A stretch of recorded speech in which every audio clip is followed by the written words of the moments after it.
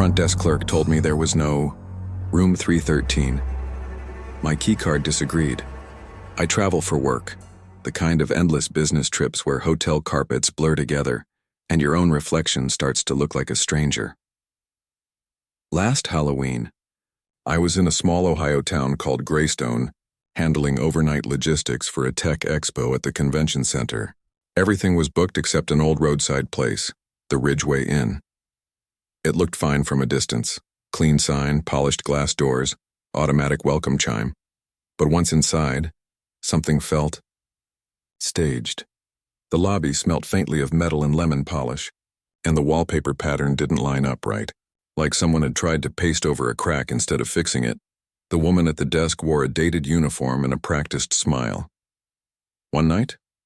she asked. "Yeah," I said, handing over my card. "Quiet room if possible." She scanned the register. "Room 312, she said. End of the hall."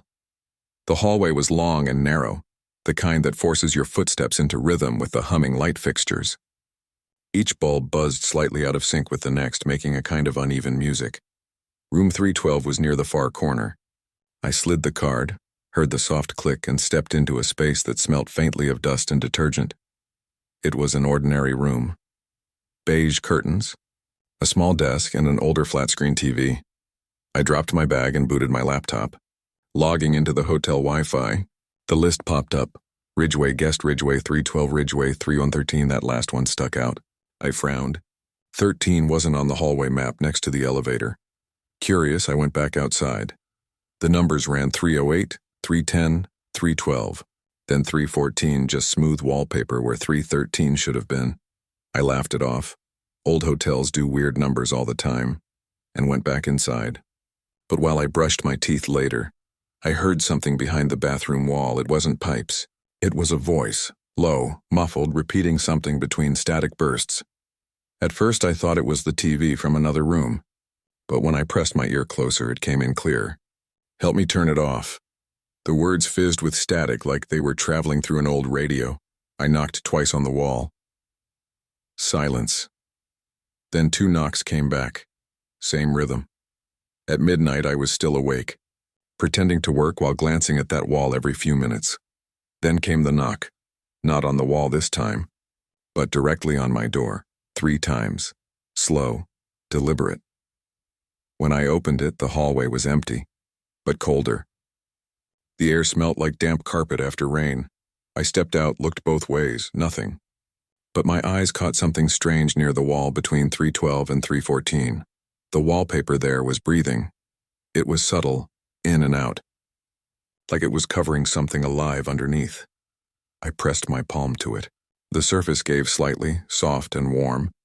Then, just above the baseboard, a thin line of light appeared, horizontal, glowing from inside the wall itself. A hidden door. I stepped back. The door handle flicked out from the plaster like it had always been there, and on it, a small tarnished plate, 313. The keycard in my pocket buzzed faintly. I swear I felt it vibrate. When I held it near the handle, the green light blinked. Click. The smell hit first. Stale air, mildew, and something older. Almost metallic. I stepped inside and instantly regretted it. Room 313 was a mirror of mine. Same layout, same furniture. But everything here looked burnt out and forgotten. The lampshade was melted at the top, the sheets yellowed, and the TV cracked. On the dresser sat a guest book, leather-bound and coated with dust. I opened it. The last entry was dated October 31st, 1998. The light won't let me leave, I froze. My flashlight flickered once, twice, then stayed dim. The TV crackled on by itself. Static filled the room. Through the haze on the screen, a figure began to form, a man in a business suit sitting on the bed exactly where I stood. His head tilted slowly until it faced the camera. The eyes weren't eyes anymore. They were holes filled with black static. Then he smiled, and only it was my smile. My face staring back, I stumbled backward, tripped over the corner of the rug and hit the wall. My phone fell from my hand, the screen lighting the floor. On the wallpaper near the light switch, words had been carved deep into the plaster. "You checked in. You don't check out," the TV screamed. Not a word, just a distortion that shook my chest. I bolted. When I reached for the handle, the door wasn't there, just smooth, seamless wallpaper. I turned, panting, flashlight trembling. The TV image showed the hallway now, empty except for a door marked 312. My room, then the man or I. Stepped out of the TV frame and walked toward the lens. The static swallowed everything. I woke up on the floor of room 312, sunlight bleeding through the blinds. The clock said 8:14 a.m. For a long time I didn't move. My head ached like I'd blacked out. The wall between 312 and 314 was solid again. No door, no seam. I gathered my things, checked out at the front desk, and tried to sound casual. "Hey," I said. "Is there a room 3113 here?" The clerk blinked. "No, sir. There never was." "Are you sure?" She tilted her head uneasy. "Positive. We go straight from 312 to 314. It's been that way for decades." I nodded, forced a smile, and handed her my card. She printed the receipt. At the top, under the Ridgeway logo, it listed room number 3113 check-in, 1031 checkout. There was a dash instead of a time. That night, in a new city 200 miles away, I opened my laptop. The Wi-Fi connected automatically. Name Ridgeway 313. Before I could disconnect, a faint buzz filled the room, like distant static seeping through drywall. The screen flickered once, showing my reflection, sitting on a different bed, and behind me, just out of focus, a hand reached for my shoulder.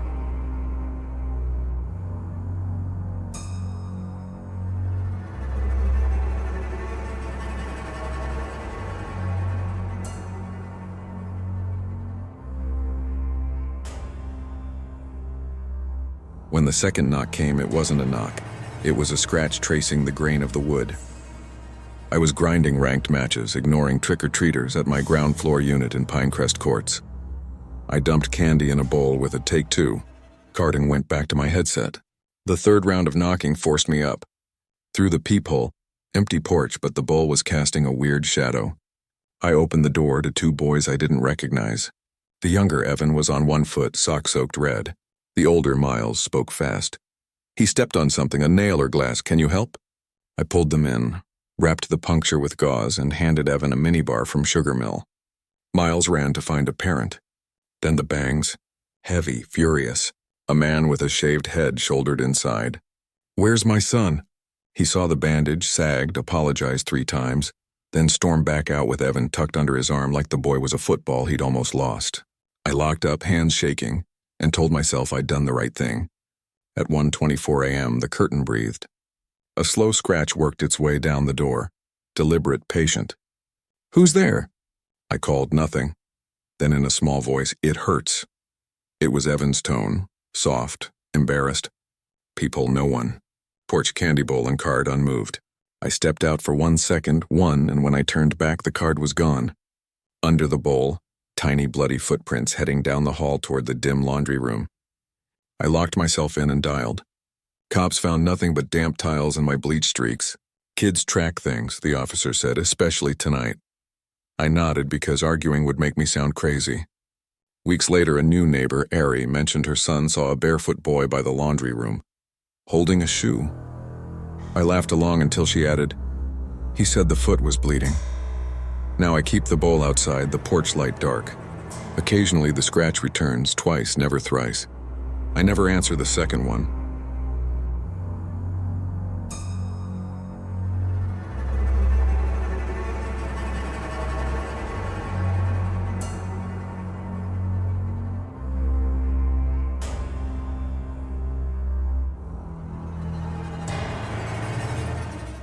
Everyone thought the blade was a prop until it rang like a tuning fork on the patio stone. I didn't want to go to Easton's Halloween party in Riverview Glen, but Mason dragged me in, promising no drama. My ex Lena was there with Brody, a wall puncher with probation in his shadow. She brushed past me.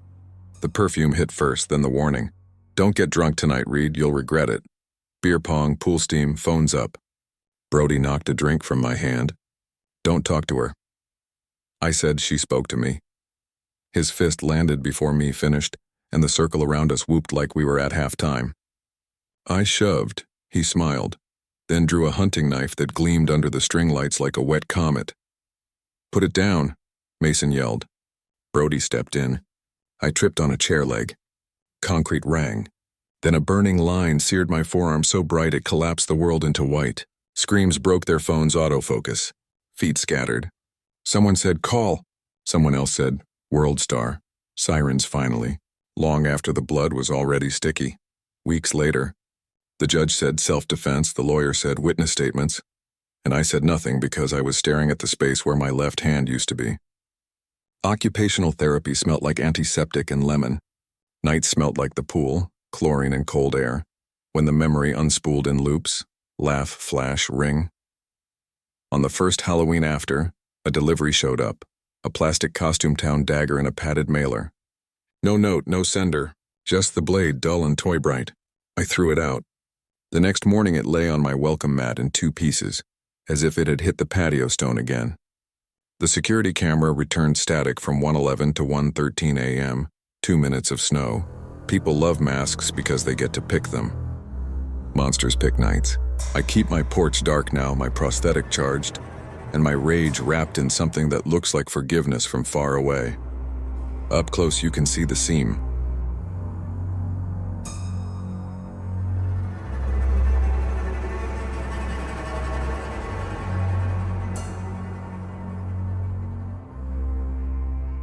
He didn't squeeze my hand like an adult guiding a kid. He clamped it like luggage. I was 7, a vampire with plastic fangs in Stonebridge, and my sister Kara was a witch with a hat that kept spinning. We skipped our dim block for Maple Grove Court, where rumor said people handed out full-size bars and once a $5 bill. The air smelled like pumpkin candles and dryer vents. I told a tall stranger his bone mask was awesome. He didn't speak. The latex moved with his breathing. A minute later his hand found mine and pulled, decisive, hurried. I thought he was helping. When he turned away from the crowds, my fangs started to hurt. "My mom's that way," I said. His grip tightened. I yelled. No one turned. It was Halloween. Noise meant party, not alarm. Across the street, Mom's eyes found me like a magnet snapping to north. "Theo." She screamed my name, the kind of scream that sounds flat. The stranger dropped my hand and dissolved into costumes, candy buckets, and porch light glare. At home, I said I must have imagined it because telling the truth felt like letting the hand back on me. Years later, Mom admitted police were already on Elmview about a man trying to lure a kid toward a tan van. They never caught him. I think about the way that mask's mouth creased around the corners when it breathed. You don't forget a face you could peel off. Now when October arrives, I tell neighbor kids to stay near the glow, not the shadows. And I tell parents that "see you at the corner" is the loudest lie we teach ourselves. Monsters don't mind crowds. Crowds are covered. The hand feels the same, whether the street is empty or glowing like a carnival.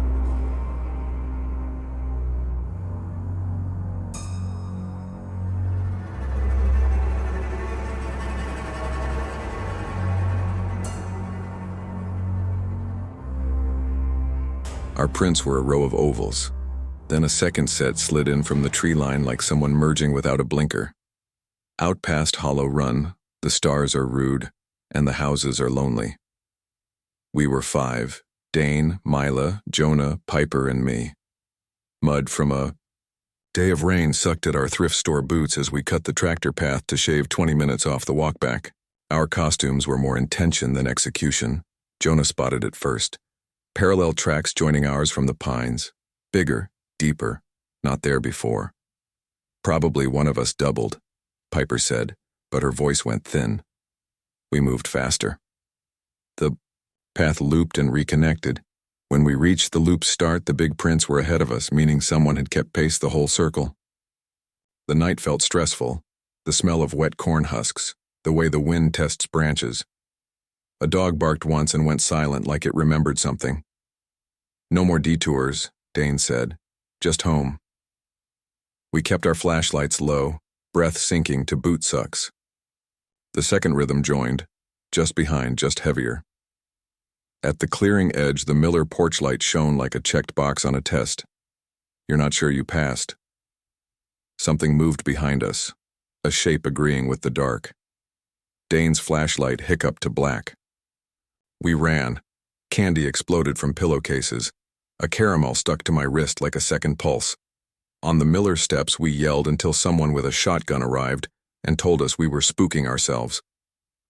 By morning, storm slop had wiped the evidence. The sheriff shrugged at churned mud and a few half-prints. Coyotes, he said, because a word is easier than a feeling. We still cross Hollow Run, but we walk the long way. Every time my heel lands, I listen for the pause, ours and the others, and I keep an eye on the merge lane where the pines lean in.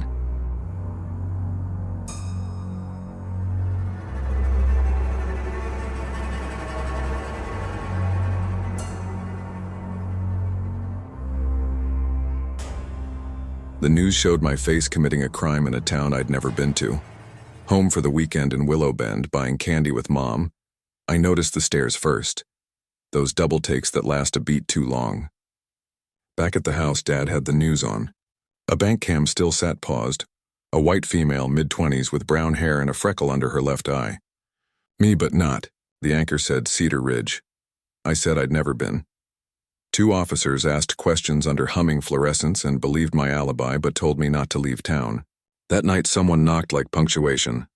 I came downstairs to see me, same face, edges cracked by bad sleep. "Why didn't you take me too?" she asked my parents, voice split between a plea and a growl. She called herself Harper. The gun trembled in her hand, then kicked. Mom folded with a scream. Chaos, sirens, blood, flight. They caught Harper 2 hours later in a corner store, high and brittle. When the system pulled records, the story fell out. A clerical mess at Northlight Adoption 2 decades ago. Twins dispersed, 1 to stability, 1 to a house with a padlock on the refrigerator. Harper had been tracing me for months, building a myth where I'd stolen a life reserved for her. The judge said 30 years. I say time runs funny in mirrors. She writes letters from prison, threats, apologies, and ledger entries with my name in both columns. Sometimes I don't answer. Occasionally I do. 3 sentences about weather, a 4th about a book, and nothing about a past you can't redistribute like candy in a bowl. On Halloween, I skip the porch light and double-check the locks.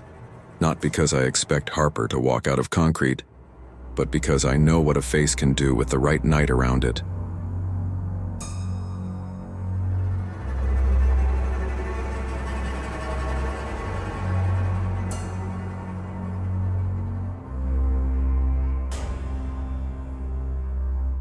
The scarecrow used to face the town. This year, its carved grin pointed at our kitchen window. In Bracken Vale, they line the dirt trail on Lantern Mound with jack-o'-lanterns every October. Nobody admits to setting the scarecrow at the top. Some years it wears flannel, some years a coat. Always the same carved pumpkin head, angry triangles, mean smile. Dad swore it had rotated. It used to face Maine but now turned toward our row of houses. On Halloween night, I spotted a second scarecrow shape by our fence, taller, with arms hanging like meat and head cocked. Dad grabbed his flashlight. The yard lit up sickly. The shape was gone. He found a snapped pumpkin stem by the fence that smelt like rot. Deputy Sanders said teenagers and promised to patrol. At 1:03 a.m., something dragged itself along gravel outside, pausing between pulls. From my upstairs window, I saw it jerking down the center of the street, candlelight stuttering inside its head, and an old woodcutter's axe hanging from its fist like a memory. When Dad came, it vanished. Morning brought a strip of burlap crusted with mud on the back step. He burnt it in the pit, and the smoke tasted like the bottom of a well. 2 nights later, the power flicked out. Footsteps climbed our drive, deliberate, ceremonial. A scratch traveled the glass like it was writing its name. Dad shouted his warning. The porch bulb blinked alive. The scarecrow stood at the threshold. Up close, the head wasn't a pumpkin, not anymore. It looked cured, hardened, a fossil of a face with light gnawing inside. The fingers weren't straw. The shot blew the window out into the night. Police found bare prints leading toward the mound and stopping halfway. Like the dirt there refused to record the rest. At dawn, the figure returned to its post, grin a degree wider. We moved before Christmas. I visited last week on a dare I made to myself and lost. The scarecrow faced the houses again. When the wind lifted its sleeve, one hand twitched. It wasn't a wave. It was a promise.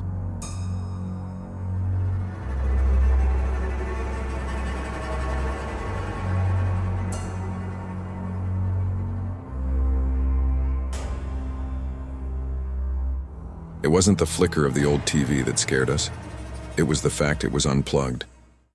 When I was 16, my town, Raven Hollow, Wisconsin, had exactly one urban legend, the Tate House on Birch Street. People said a whole family died there watching late-night television in 1983, and every Halloween you could see the blue glow of static flickering through the curtains. Nobody knew if the story was real, but every year someone dared someone else to go inside. That year, it was me. There were 4 of us, Lex, Grady, Maya, and me. Cole.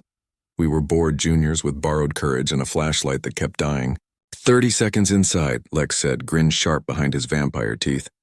You last that long, you win. We slipped through the side fence at 11:41 p.m. The porch sagged under us and the front door gaped open just enough to breathe out a smell of wet wood and mildew.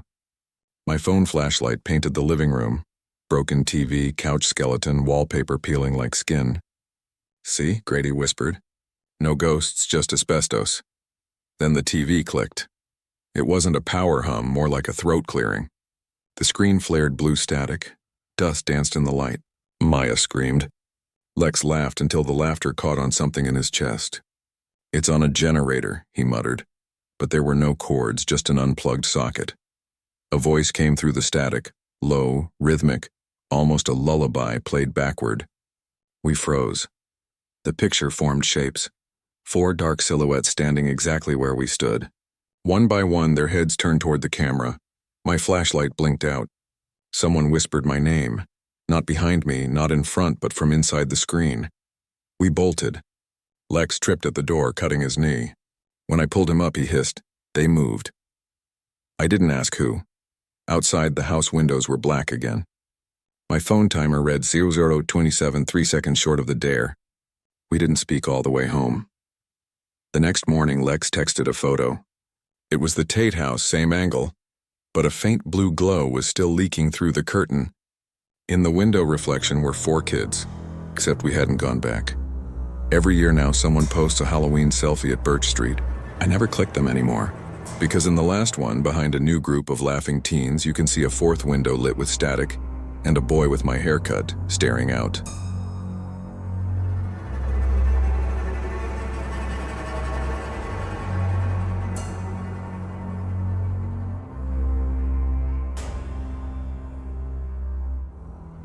Every Halloween, someone in Ashbrook lost a pumpkin, and no one ever found the same one twice. Ashbrook, Montana isn't big enough for legends, but we had one anyway, a man called the Collector. Folks said he walked the fields at night, taking jack-o'-lanterns from porches, carving something new into each face before leaving them at the forest edge. The next morning, the pumpkins were gone, and the families who'd carved them all had nightmares. I was 21 and too skeptical for ghost stories.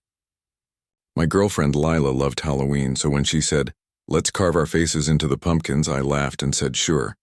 She cut her pumpkin with a smile while I carved mine with a grim expression. We set them on the porch of our rented farmhouse off Old Sparrow Road. At midnight, I woke to the soft crunch of footsteps on gravel. I looked out. Both pumpkins were gone. Lila was still asleep, breathing slowly. I grabbed my coat and flashlight, half amused, half annoyed. The trail of orange pulp led down the dirt lane toward the woods. At the tree line, I found one pumpkin sitting upright. The candle inside still burnt, but its face wasn't mine anymore. It was me screaming, eyes gouged wider, mouth stretched into raw triangles. I turned to run, light shaking, when someone whispered behind me, "You carved it wrong." A man stepped from the dark wearing a sackcloth mask stitched with vines. His hands were slick with pulp and something darker. "It has to look alive," he said. I threw the flashlight and sprinted. He didn't chase. I could hear him carving. The sounds he made were wet, slow, and patient. Back at the house, Lila was gone. The front door hung open. Both pumpkins sat side by side again, candles flickering. One was grinning like her. One screams like me. Police searched the woods for weeks. They found dozens of hollowed pumpkins arranged in circles, each carved into human faces that matched missing people from nearby towns. They never found her body. Last Halloween, I moved 3 states away. But at midnight, I smelled smoke from the porch. When I looked, there was a pumpkin waiting, her face a candle burning steady and a note carved into the rind. "You forgot yours."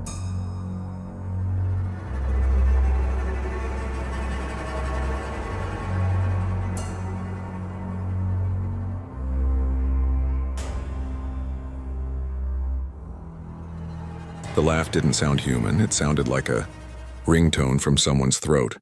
I was packing up cups at Jared's Halloween after party in Brookfield Heights when the motion light tripped again in the backyard. We'd all worn cheap LED masks from a discount store called Nightlight, but the one at the fence wasn't cheap. Its green glow pulsed like a heartbeat. Jared was tipsy, fumbling his phone when a jogger screamed out on the sidewalk. The figure bolted, black hoodie, long stride, and vanished between hedges. Police cruisers flashed 10 minutes later, canvassed 2 streets, and came back with just a blur. "He's scoped you before," one officer said. "Lock up. Stay elsewhere if you can." I drove home around 2 a.m., my hatchback sat nose out at the curb. On the hood, a single nightlight mask still glowing. Inside it, in blocky Sharpie, "Great view." Not nice house, not cool place, it felt like an appraisal. I scanned up and down Maple Row. Porch pumpkins, wind, nothing else. 2 days passed like I was underwater, curtains half closed, TV on low. Wednesday, Jared texted a photo from his doorbell cam. That same green halo lingering at the fence at 3:13 a.m., still as a lamppost. He called it a prank. I zoomed in until pixels broke, saw the mask tilt as if it heard the camera. On Halloween night, I left my porch light off and placed a candy tub outside with a help yourself note. At midnight, the bowl was untouched, but the note was gone. When I lifted the tub, there was a thumbprint in fluorescent grease paint shaped like a smile. I wiped it with bleach, telling myself it was residue from my mask. At 3:11 a.m., my phone buzzed. Motion at front door. I tapped the feed.